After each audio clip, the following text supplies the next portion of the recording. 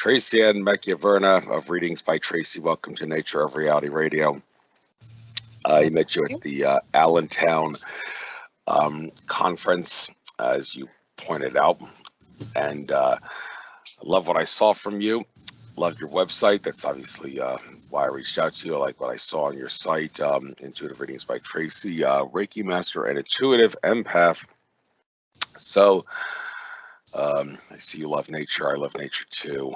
And well, let's get on to the important stuff, as I do with all my guests, starting off from a primary source perspective, who you are, what you experienced that causes you to do the stuff that you do, get into that, and then we'll get into some nitty-gritty questions about the work that you do and the science behind how it works, and the rest of it. And please don't mind if you see me puffing my poncho pipe during the show. Smoking a little tobacco during the show is always a good thing to get the energies cleared out and everything and enhance the communication. So I may do that. But knock yourself out. You got the floor. Okay, so basically I'm a Reiki master and intuitive guide. I don't really put labels on myself, but it was just something that I feel we all have within us. We all are manifestors. From the time we're children, I think we really see more when we're children, and then society really makes us feel that, gee, that's strange, or it's not natural, like there's something wrong, but actually that is our divine nature and very natural. So I think we should try to support our children. When my children were born and they spoke of imaginary friends and this sort of thing, I tried to nurture it.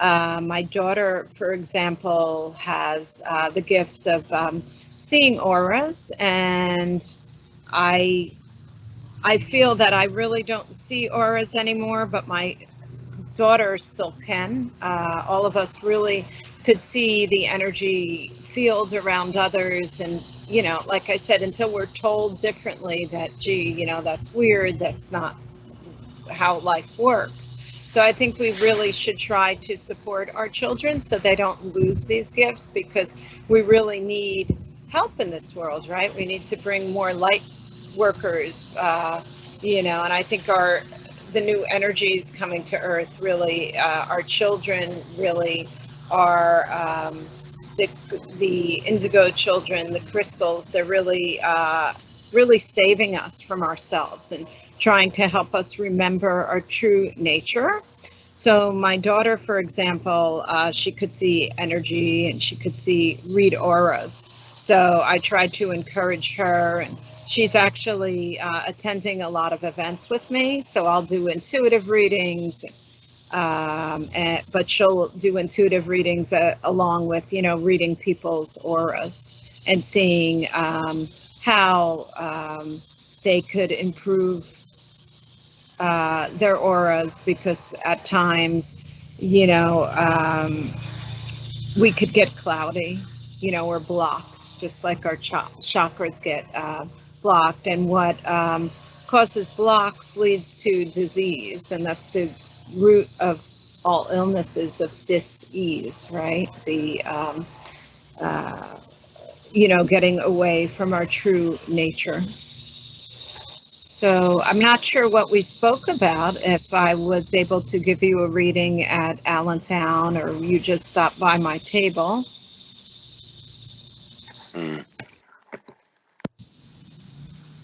Could you hear me? Yeah, yes, I guess I wasn't on mute, and I thought I was, but Okay. All right. So you offer quite a bit of services. There are three types of psychic healing that you list here: spiritual healing, pranic healing, and mental healing. Well, I'm sure pranic healing and mental healing are also spiritual healings, but you seem to have classified them differently. So, well, let's take them bit by bit here. Spiritual healing sounds kind of broad, but is there something specific about it? What sounds broad? Spiritual healing. I mean, it's like a broad. It seems like a broad healing, because there's so many spiritual things like you can cover in a Sure. spiritual I don't healing. think you really could put a label on anything, right? I that's why websites are so hard. Like, it's better someone experiences, like, I'll meet with someone and maybe whatever comes to me, whether it's intuitively or through tarot cards, or maybe they'll, I'll give them a little energy healing. It's best to meet the person and discuss, or kind of intuitively feel what they need and how I could help them. We do it as like a partnership where I'll offer, like, a 15-minute or so, complimentary consult, and we could discuss how I feel I might be able to help them, and then we could explore from there. But as far as the shamanic path, I think you mentioned shamanic healing as well. That's a journey that I just embarked upon about 2 years ago. That's another thing I want to discuss, are synchronicities, like how I met you, how our paths connect with everyone on our journey. And they're really here to teach us, like, a lesson, maybe to be a companion, maybe to support us, maybe to sometimes even someone you don't get along with well, the pesky neighbor or something, are teaching you the biggest lessons, and our soulmates too, right? So we are connected with parts of our, like, soul family, or on this mission. And people, for instance, I kind of set an intention, and I didn't verbalize it to anyone, that I wanted to embark on a shaman path. And when you find a teacher, often you have to, the teacher finds you when you're ready, the master will find you. So I kind of just was thinking, gee, maybe I want to explore, because it was always intrigued me. Like, when I went to Arizona years ago, like 25 years ago, and I was just amazed at how everything resonated with me, from the spirituality and the different tribes, their artwork and everything. So I felt a strong connection. So I made this intention 25 years ago, 25 years later, rather.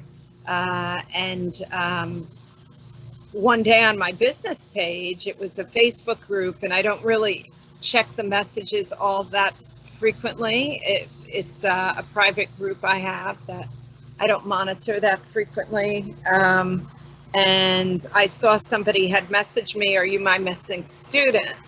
And she turned out to be a woman that got the message that I was looking for a teacher, and just at that divine timing. And she's like several states away, and we had a strong connection, and I've been studying under her for 2 years. But like something like the shamanic path, there's an argument too, like how many people in the world are true shamans. Like, it's a lifelong journey. So I wouldn't really say I'm a shamanic healer. I'm saying that I'm a student right now, and I'm just like taking it all in and exploring. But, just trying to expand my knowledge and healing modalities, and learning all I can in this lifetime.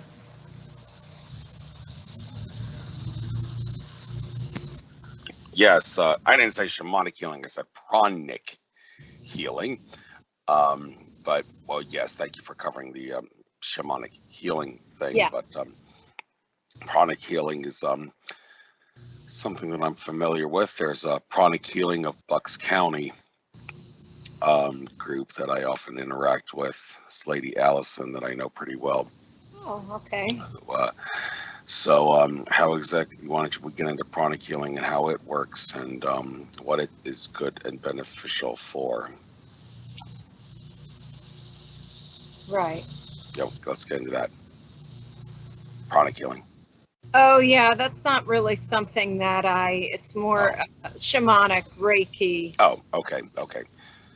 And mental healing. Okay, well, mental healing.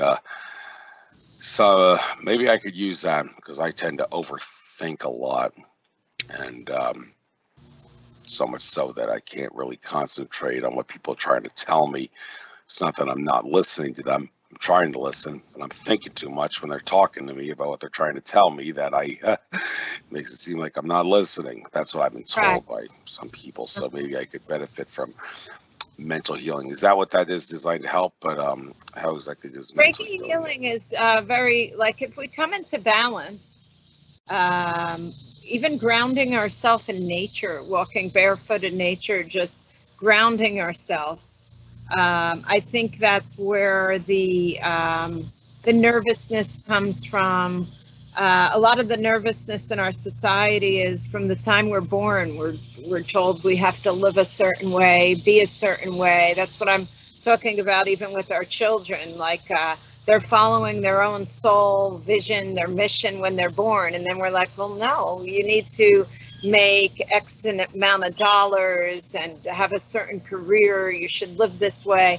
And I think that's where the nervousness comes in, because you'll see a lot of people will gain the monetary success and they'll have the big career and the big house and the spouse and the kids. But, you know, we have such a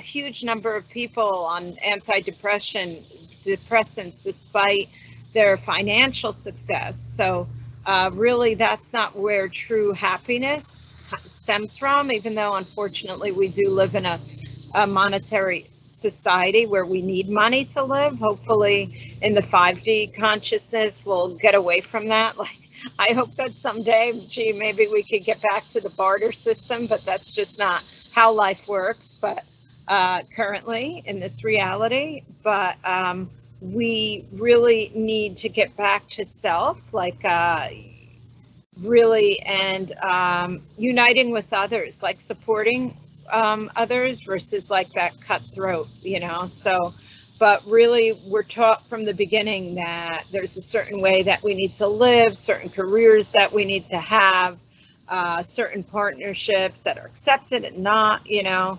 And if it doesn't meet your self-imposed restrictions and standards, then gee, you know, that's not good. We got to do something else. And then we're not living our true soul truth and in harmony with ourselves, you know. So we really need to embody love towards ourselves and others, you know, and just to, in order to, you know, just really get into balance, right?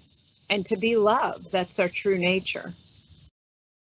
And really we were feeling this prior to COVID and really deeply during COVID, right? How that we were finally forced by the universe to stop, you know, the whole world shut down. And I think people really got back to nature. They realized what was important. They realized that they had time to explore their gifts and what they truly wanted at, you know, life. And some people are saying, oh, when is stuff going to get back to normal? I don't know if it was really ideal prior, you know, and now afterwards, you know, people are reinventing themselves and society was reinvented, right? The younger generation feels they don't want to work a 9-to-5 job anymore, that they could just, you know, work remotely and that sort of thing.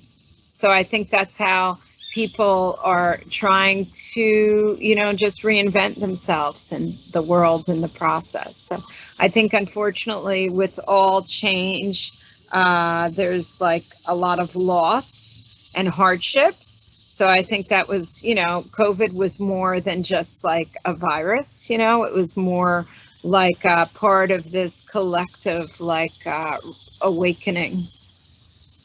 I don't know your thoughts on that. Oh yes, that makes sense that it was a collective awakening. So lockdowns did seem to shut down society in ways, but it did provide a nice little wake-up call for some people to reinvent themselves, as you said. And funny you mentioned that. It's been I don't know if we're gonna have to go through that again, because it the word on the street is there's some variant that's come out again, and I don't know if you heard, but Alex Jones of InfoWars has recently come out saying he's got some inside sources that say in September they're actually going to do lockdowns again and going to force people to wear masks in some places, particularly the airlines again. Now, however, it was debated whether the lockdown thing was really caused by the powers that be or the good guys. Some people say the actual locking us down, putting us in our homes against our will, that was actually by the white hats. The powers that be don't really want something like that. They want us to keep going on the hamster wheel of like 9 to 5 work to keep the system going, to keep feeding them. They don't really benefit from when people are locked down. However, the white hats would actually benefit from that, in that by locking everybody down, it gives them the opportunity to clean out all the bad things on the world that are weak links in our chain. And that was actually done to a great extent. Some people say, well, okay, why did we go back to normal? Why didn't we awaken into a more paradise world and all that? Well, it's not. They still need, the word on the street is, the white hats anyway, to keep the illusion of a system of domination and control going, in order to make it easier for them to shut down everything. They can't just come out and change everything instantaneously. It's too much of a shock to the system. So they keep the illusion going with a theater on TV and all, and makes you wonder if there really is going to be another lockdown coming in September for the next few months. It will really suck for me, because I was really planning to go to that.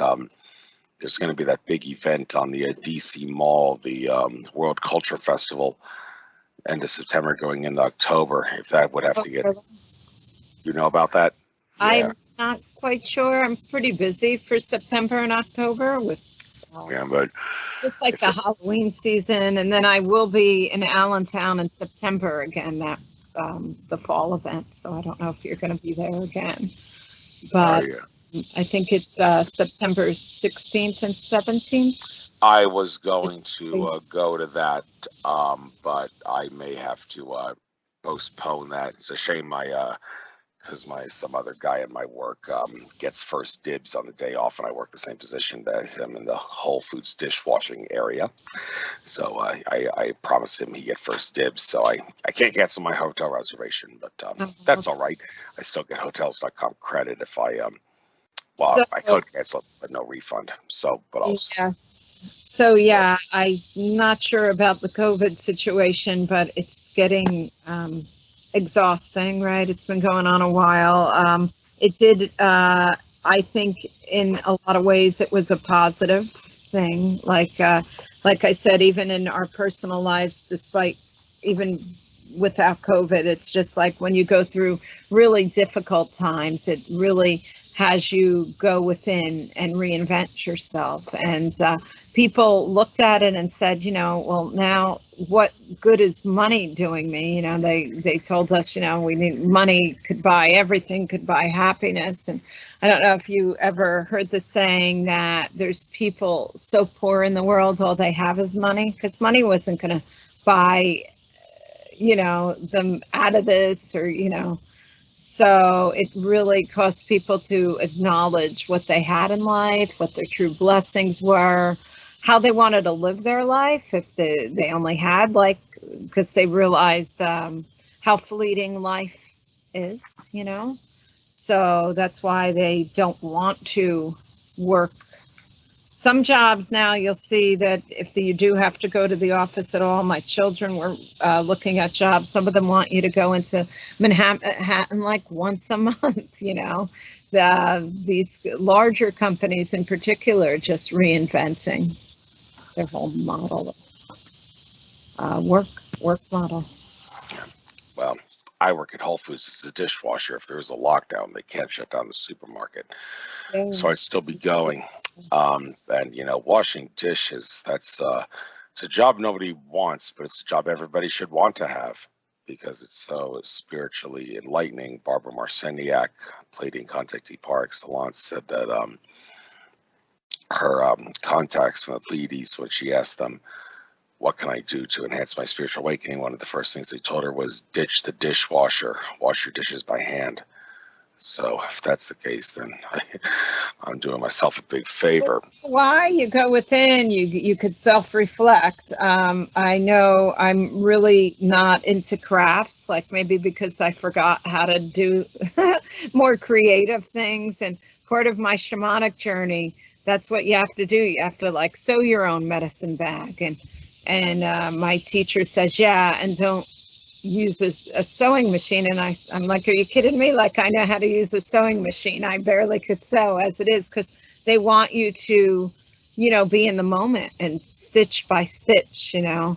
And, you know, if you prick yourself with the needle, it brings you back, you know. So you're in nature. Sometimes, like, it would be nice to even sew in nature. And, you know, it's meditative. You go within. So same thing with washing dishes, I guess, you know, you could kind of, you know, go within. Mm-hmm. So, but yes, you were saying something you want to say there?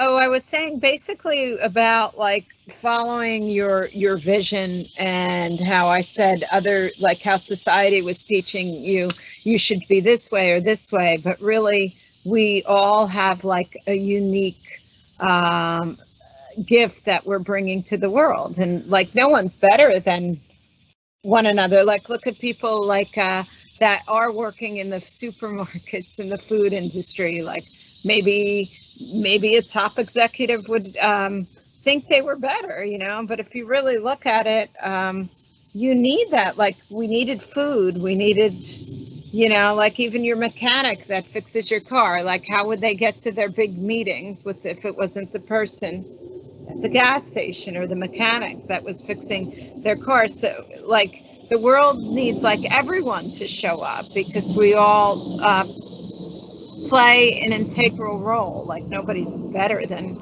I mean, I think that's what society has to get away from, like thinking like, gee, you know, and that's what we're taught, you know. But the world really needs to heal right now, and you know, people just need to show up and, you know, realize that they have a divine impact on each part. Like everyone serves an integral part, you know. I'm a light worker. I chose to share love and embrace my unique gifts that I want to share with the world. And really, duality is what reality is built upon. So I'm blessed to be, you know, part of this this podcast today, and really, you know, but like some people just might not want to be, you know, speaking on the radio, but, you know, whatever you're working on, you know, it's like we all share the same struggles. We all want to accomplish similar goals, right? And really, whether you realize it or not, whether people think they want money or success, like I said, that's not really truly what happiness is. And that's why people are still struggling. And what people really want, I find, no matter how many relationships they had or heartbreak or whatever, they're all like searching for love and to be accepted. You know, it's like a thing of acceptance, you know, a collective struggle. So I think we all need to support each other and realize that we're more alike than we realize, you know. A lot of it's people are blocked in fear, you know, like what if they, you know, didn't fit in, you know, and that's why we try to, you know, appease others or society, but by just, you know, fitting into that mold. But the mold isn't working. I mean, businesses we found aren't even needed a lot of times. Now we have all these office buildings that are empty. So we like tore up all this land, but I guess years ago we didn't know the internet would be a thing. But the thing is, stuff like that changed. We never could imagine, and that prepared us, because how would we even survive like through COVID without the internet? Mm-hmm. But Well, yeah, that's a good point. You want to be one with nature, but at the same time, technology is very important in our lives. right, Now, yes, so that serves a integral role too. So everything has. So then, what about the people that are behind the scenes, like the computer programmers? Like they're not like out there like.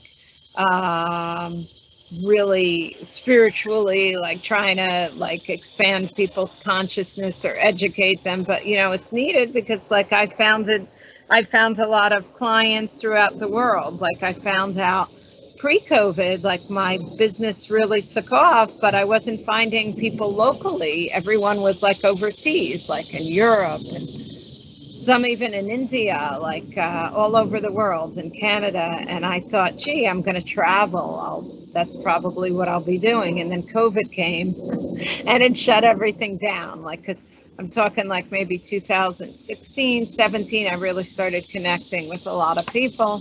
And I do hope to do like spiritual retreats throughout the world. But the thing is, then COVID came, and then I had to look at it again. And I said, well, now we could reach one another through online. So I think that a lot of people did start online businesses. I already had one during COVID, but like I said, people that didn't, they started expanding their reach and exploring gifts that they forgot about as children, maybe a musical talent, or they wanted to start a podcast. And I think that's how people started reinventing themselves, because I remember even cameras for podcasts, they were hard to come by, right? Because people were starting their own business, but also needed them for meetings for the companies they worked for prior to COVID. exactly. Now, you mentioned earlier, maybe someday we can get out of money and go back to a barter system. Well, okay. Now, the thing is, Alex Collier has been saying for years that we're the only civilization in the Milky Way that he knows of that uses money. And how can you not hear him say something like that and say, well, my God, we need to get back to the galactic way of doing things and join the club and stop being an outcast in that regard, because money is, well, not the way to go if everybody else doesn't have it. Well, they still engage in some form of trade. Right. However, when you wait a minute, some people were like, well, wasn't money designed to fix the problems of the barter system? You can imagine, like, but in the pre-money days where somebody was trying to trade something that they had with someone else for who had something that they did have, and the person that had what they wanted was like, oh, I'm sorry, I'm not interested in taking what you have because I don't have any use for it, and like that, and you think, okay, well, there's the problems of the trade system. It's not going to work out that well, because people are going to have things that other people don't have, don't want, or don't need. So, well, what's the good in that? So let's have something that everybody can just agree with to trade and to get things, and that money came along. So from that perspective, you would think money would be a good thing. But when you say let's go back to a barter system, I'm sure you don't want to go back to the barter system that we had that didn't work out too well. It had its flaws that money was designed to fix the flaws of. So I need you to clarify here, what exactly do you want the barter system to be like? So it's not like the one that money was designed to replace to fix the flaws of. Can you please clarify that? Do you really think there were true flaws, though, or is that the illusion we were made to believe? Because I think even